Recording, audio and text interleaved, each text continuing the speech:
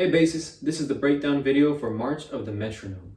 So let's go over the basics first. Our tempo is 120 BPM and our key is G major. That means we're only going to have one sharp, F sharp. Just taking a look at the piece, we can see that it's all in first position. It's mostly open strings, but we do have the F sharp fourth finger on D, first position, and of course G, A, first finger, and B, fourth finger, first position on the G string. Another thing to point out is the dynamics. At B, we have a mezzopiano. That means medium soft. So we won't play too loudly there. Using our fingers for pizzicato, we will just gently pluck the strings, but loud enough for it to be heard by an audience member. Because we have these rests in between our quarter notes, we need to make sure to stop the string. So there's two ways to do that. You could do it with your right hand by plucking the string and then putting your finger back on the same string. Or you could engage your left hand to mute the string. Either way works. It just depends on what's comfortable for you and what's practical for the notes you're playing. At D, we have a forte, and it's also Arco. In order to get that forte sound, you want to set the bow on the string, make sure you have a good grip, and just move a little more with your arm, a little faster, a little farther.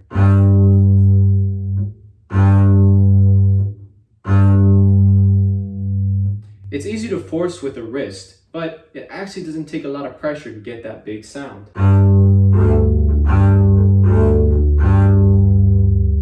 Later at F, we go back to mezzopiano pizzicato, and then at the very end of the piece, we have forte pizzicato, and I want to talk a little bit about that. It's hard to get a loud sound out of your pizzicato, so this is what I recommend you do. Place at least 2 fingers on the string. Don't just pull with your fingers, but pull with your entire arm. All this force can go into the string. And then the second thing is, instead of pulling up and out like we usually do when we're doing pizzicato while holding our bow, try to pull and land on the next string. This will allow you to get a lot more tension without losing control.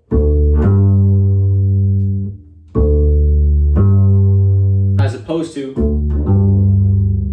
both strings are ringing and my rhythm can't be as tight when I'm struggling to come back from the air.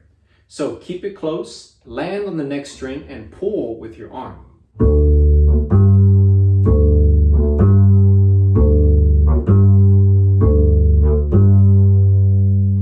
In the very last line of the piece, we also have a crescendo.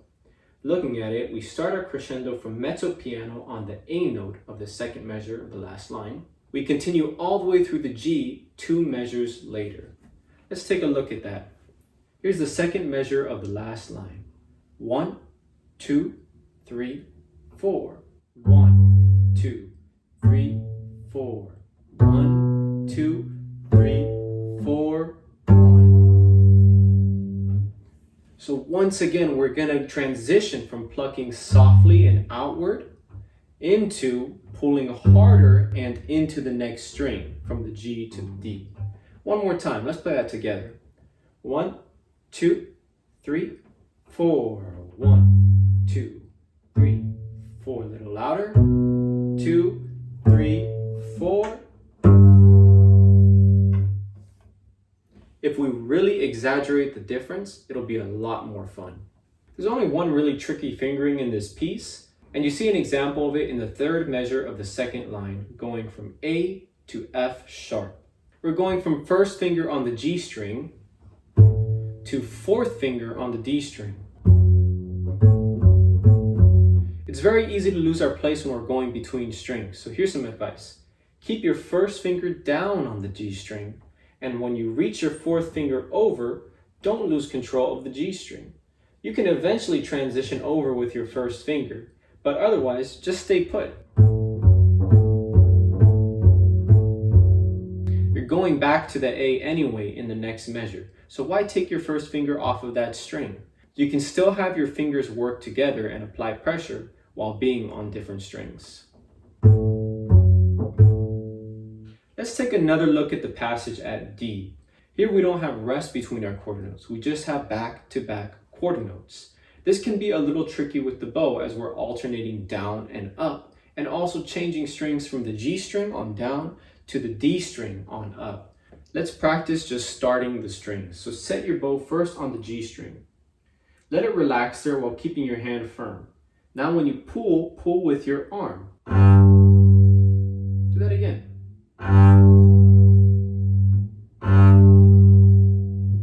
Now we're going to pull, and instead of going out into space, we're going to land on the D string, ready for an up bow. So somewhere in the middle of the bow. Let's try that. There I am. One more time. I'm in the middle of the bow and I'm set on the D string, so I'm ready for the next note. Now let's just practice that up bow on its own. So go up, once again using the arm and not forcing with the wrist. Set, push. Set, push. Nice. Now what we're going to do is push and land back on the G string instead of going out into space, ready for a down bow. So still kind of mid bow, but much closer to the frog.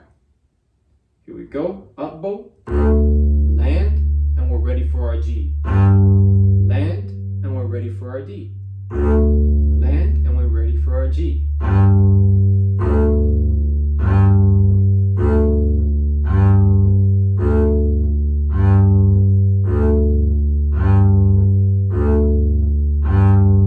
This is the kind of motion you'll be using to go back and forth between the G and the D string. All right, let's try D through E together at a slow tempo.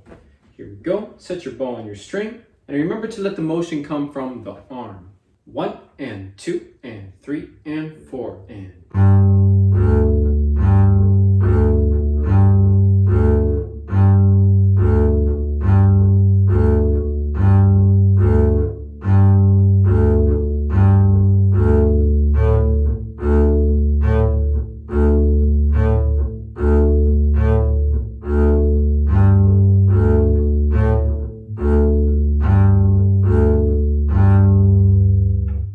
Basses, great job today. Go ahead and check out the play along video so that we can play through this piece together and get some more practice in. See you next time.